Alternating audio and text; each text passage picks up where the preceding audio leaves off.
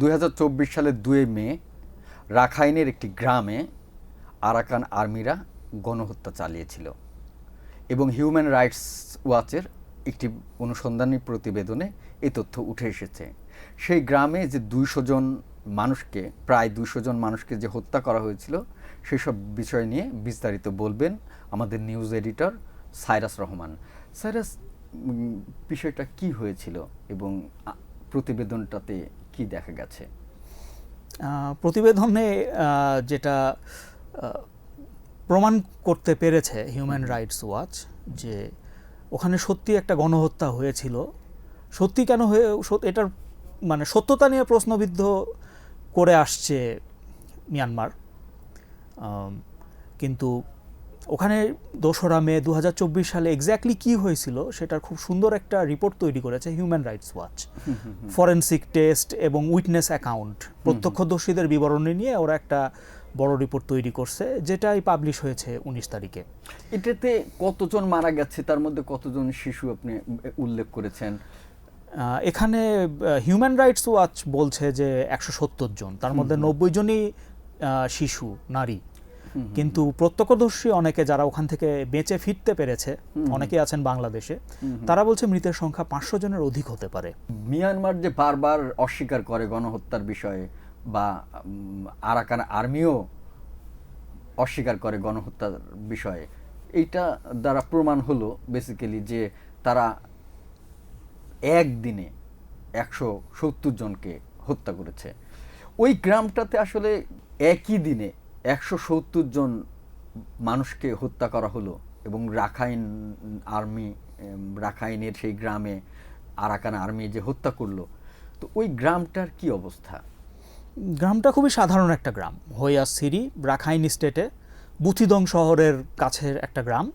কিন্তু এখানে ওই গ্রামবাসী পড়ে গেছিল মিয়ানমারের সামরিক জুনটা আর আরাকান আর্মির যুদ্ধের ভিতরে।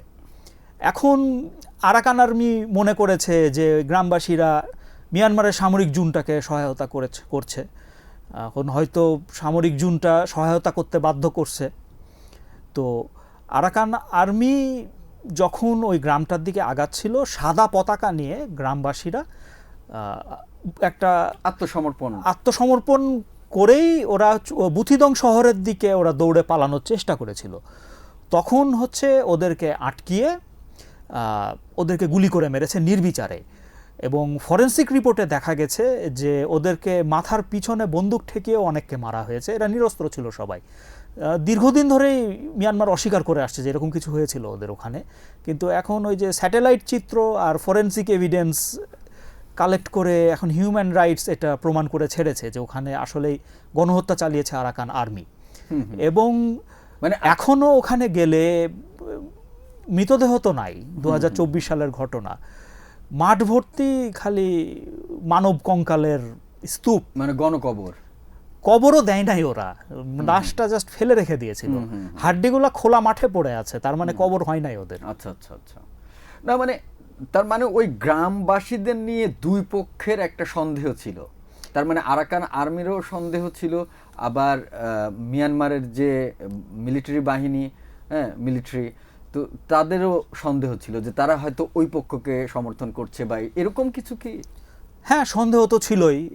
হয়তো মানে এক পক্ষ মনে করছে যে আর এক পক্ষের সাথে আঁতাত আছে, এবং যে ঘটনা ঘটে যাওয়ার পরেও ঘটনাটা তো ধামাচাপা দেওয়ার চেষ্টা করেছে সরকার পক্ষ থেকে, আরাকান আর্মি থেকে।